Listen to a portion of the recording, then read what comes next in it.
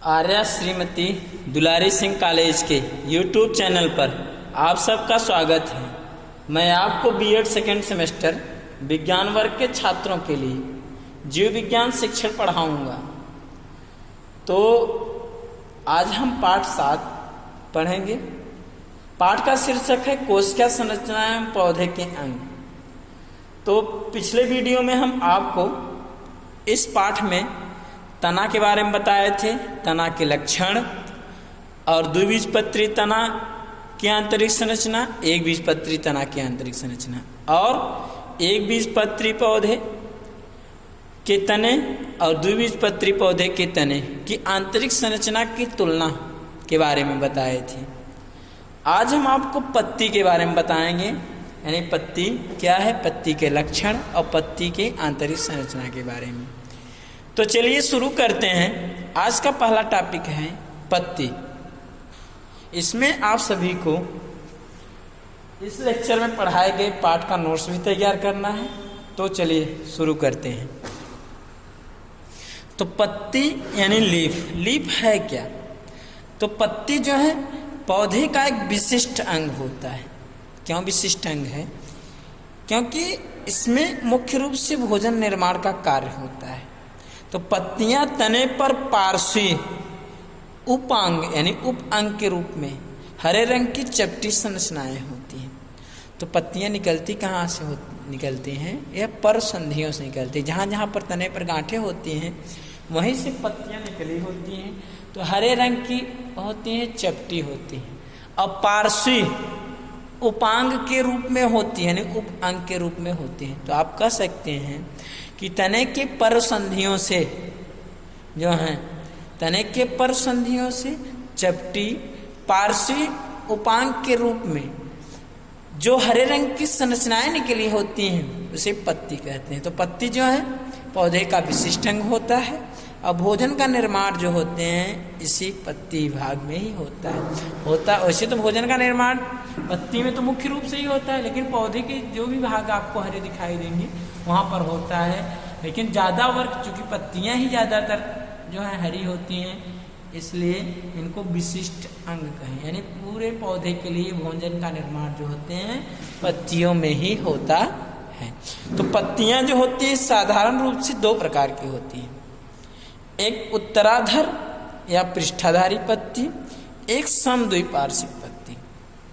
तो यहाँ पर हम आपको जो है उत्तराधर या पृष्ठाधारी पत्ती की बात करते हैं।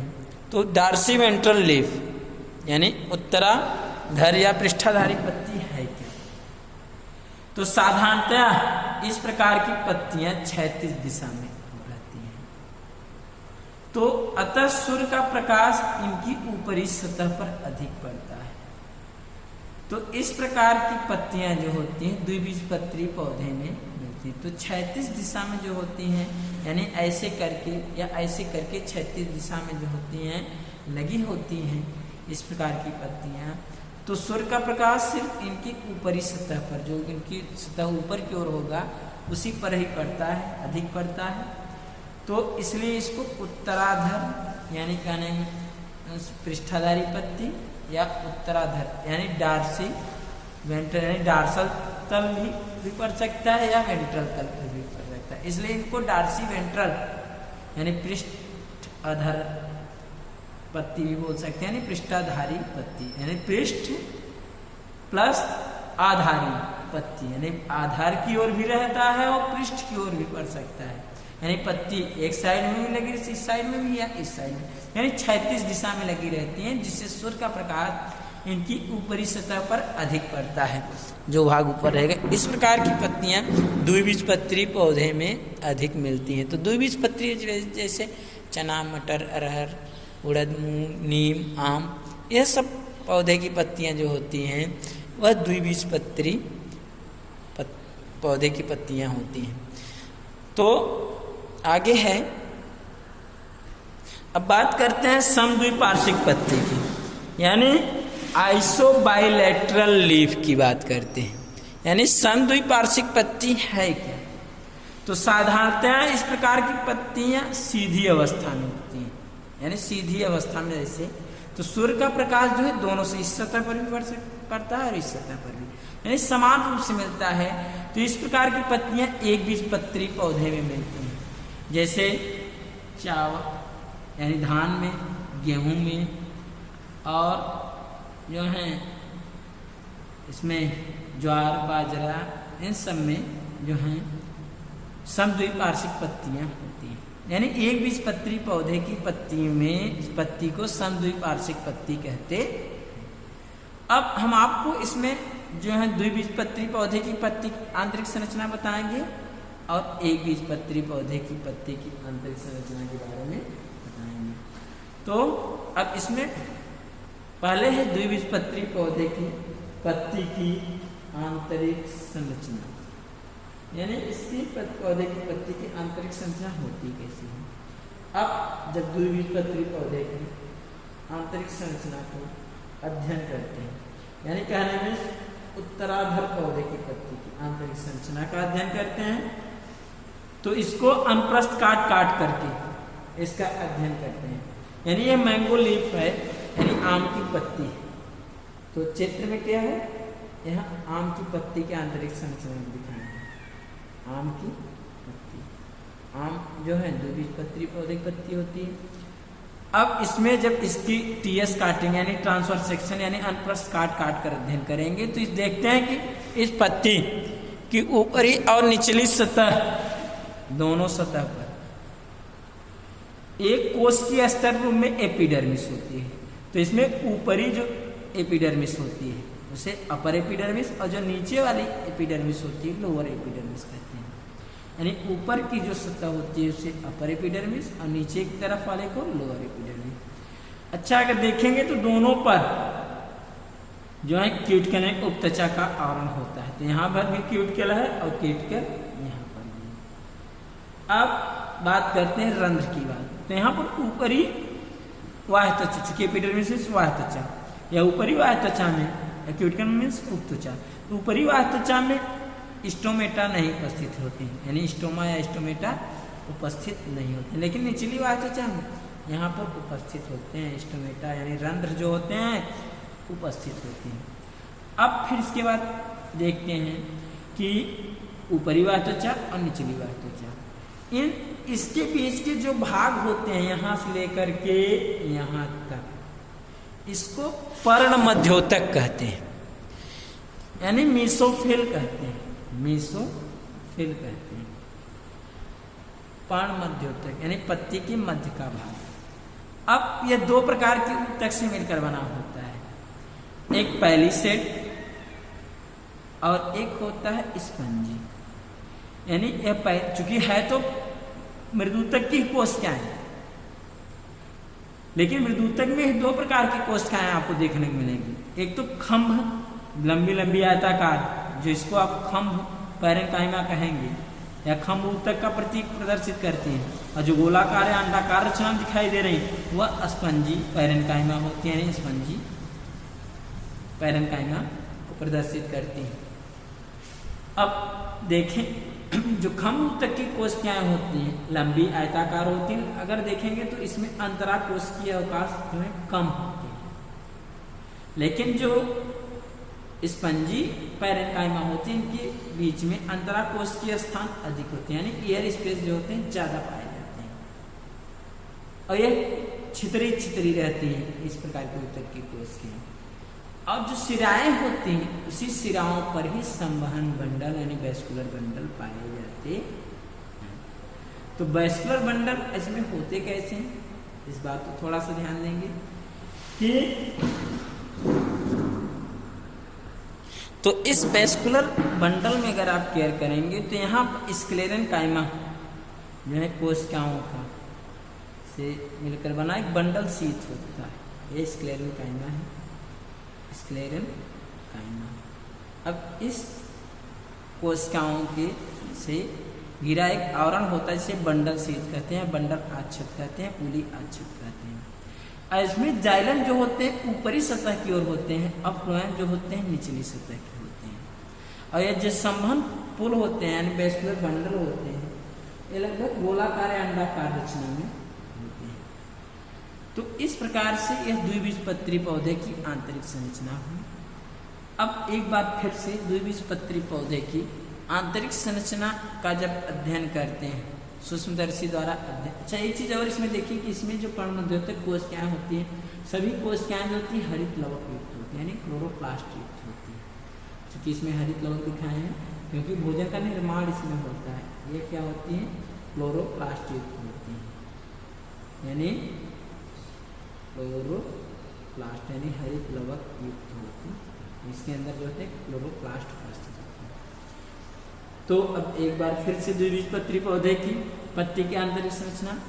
तो जब हम आम की पौधे की पत्ती की अनुप्रस्थ काट कर तो सूक्ष्मदर्शी द्वारा अध्ययन करते हैं तो देखते हैं कि इसकी ऊपरी सतह पर अपर एपिडर्मिस, एक कोशिकीय स्तर के रूप में अपर एपिडर्मिस, और इसकी निचली सतह पर एक कोशिकीय स्तर के रूप में लोअर एपिडर्मिस होती है। और दोनों एपिडर्मिस पर क्यूटिकल का आवरण उपस्थित होता है। अपर एपिडर्मिस में स्टोमेटा नहीं पाए जाते, लेकिन लोअर एपिडर्मिस में स्टोमेटा उपस्थित होती है। अपर एपिडर्मिस और लोअर एपिडर्मिस दोनों के बीच जो पत्ती का भाग होता है उसे मेसोफिल कहते हैं। अब यह मेसोफिल जो होती है में जो मेसोफिल की जो कोशिकाएं होती हैं पैरेन्काइमेटस होती है, यानी मृदुतक की कोशिकाएं होती हैं हरित लवक युक्त होती हैं। और चूंकि इसमें जो मृदुतक की कोशिकाएं होती हैं ये दो प्रकार की होती हैं।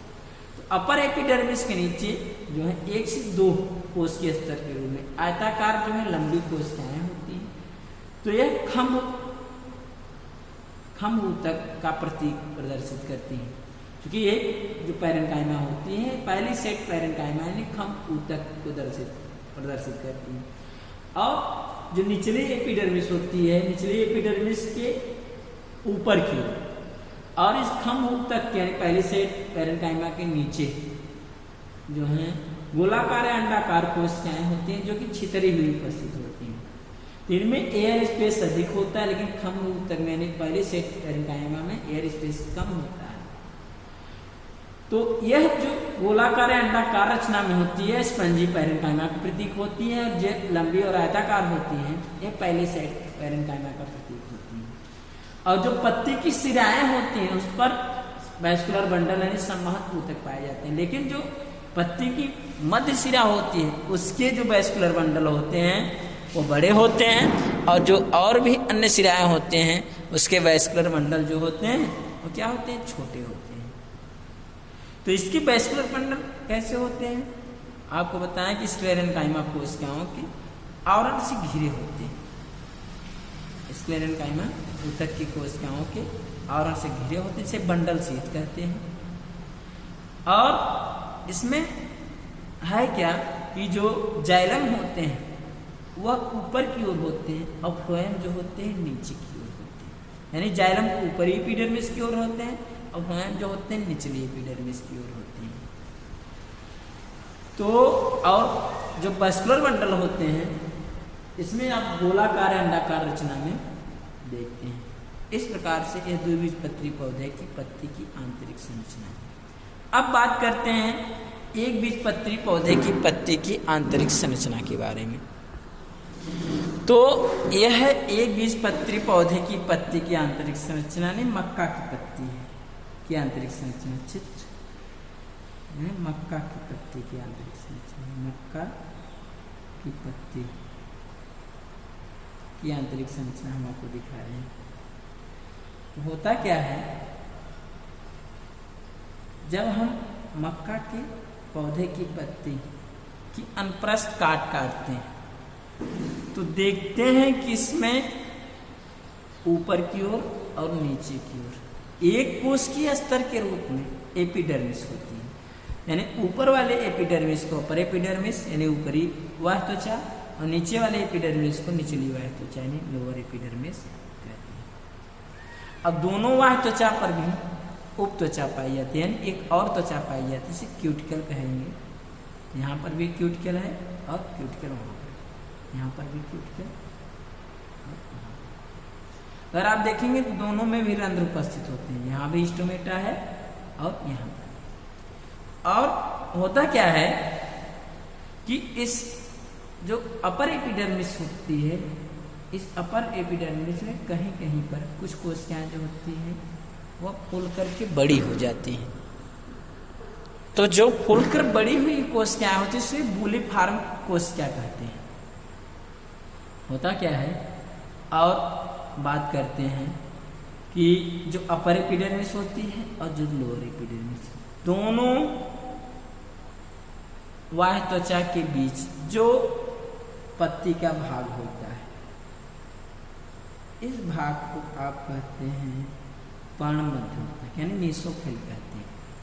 यानी ऊपरी बाह्य त्वचा और निचली बाह्य त्वचा के बीच पत्ती के भाग को पर्णमध्योतक यानी मेसोफिल कहते हैं। और इसमें जो भी कोशिकाएं होती है मेसोफिल टिश्यू, यानी जो भी कोशिकाएं बनी, यह भाग क्या होता है, मेसोफिल होता है, मेसोफिल।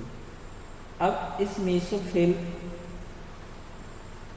में होता क्या है कि इसमें हमने आप बताया था कि द्विबीजपत्री पौधे में जो मृदुतक कोशिकाएं पाई जाती हैं वह दो प्रकार की होती हैं, एक खमूतक का प्रतीक की थी, एक स्पंजी ऊतक। इसमें होता क्या है कि एक समान प्रकार की इसमें कोशिकाएं होती हैं, मृदुतक की कोशिकाएं ही होती हैं, हरित लवक युक्त होती हैं। यानी कहने में इसमें खम ऊतक और स्पंजी ऊतक में कोई भी भिन्नन नहीं होता, यानी कोई भी अंतर इसमें खम ऊतक और स्पंजी ऊतक में नहीं होता। सभी कोशिकाएं जो होती एक समान होती हैं, हरित लवक युक्त होती हैं। और होता क्या है कि अब हरित लवक युक्त होती हैं, अब सभी कोशिकाएं गोलाकार अंडाकार रचना में होती हैं। यहाँ पर होता क्या है कि सिराओं पर जो पत्ती की सिराएं होती है उस पर वैस्कुलर बंडल पाए जाते हैं। जो मध्य सिरा होती है उसमें बड़े वैस्कुलर बंडल होते हैं, और जो पार्श्व सिराएं होते हैं उस पर छोटे वैस्कुलर बंडल होते हैं। तो जो बड़े वैस्कुलर बंडल होते हैं उस वैस्कुलर बंडल के दोनों ओर स्क्लेरेन्काइमा ऊतक की कोशिकाओं के समूह पाए जाते हैं। आप इधर भी देखेंगे और इधर भी देखेंगे। लेकिन जो छोटे वैस्कुलर बंडल होते हैं उसके दोनों ओर पैरेन्काइमा ऊतक की कोशिकाओं के समूह होते हैं।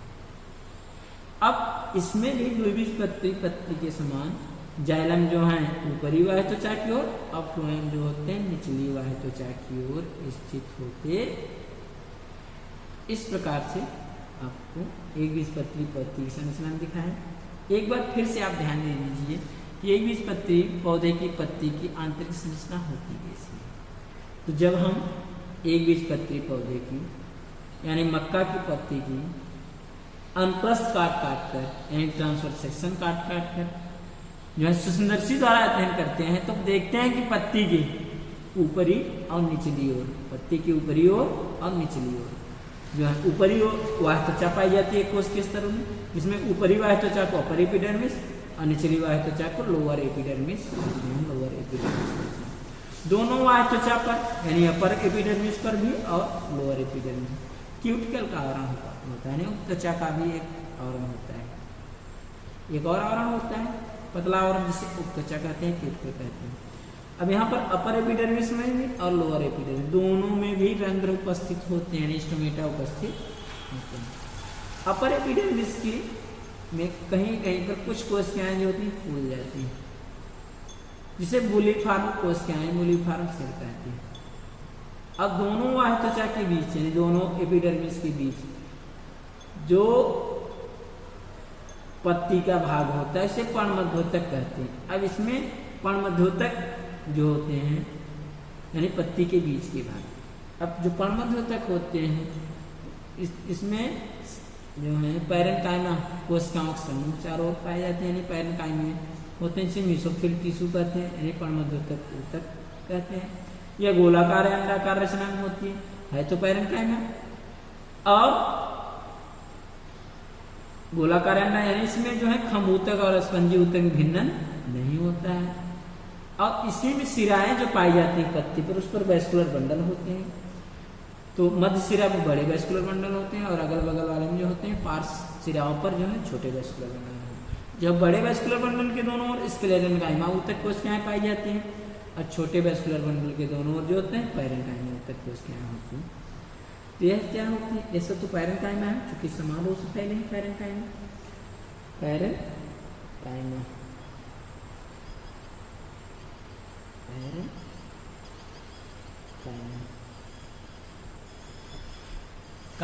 काइमा पाई जाती है। इसमें क्या होता है कि जाइलम जो होते हैं अपर एपिडर्मिस की ओर और फ्लोएम जो होते हैं लोअर एपिडर्मिस की ओर स्थित होते हैं।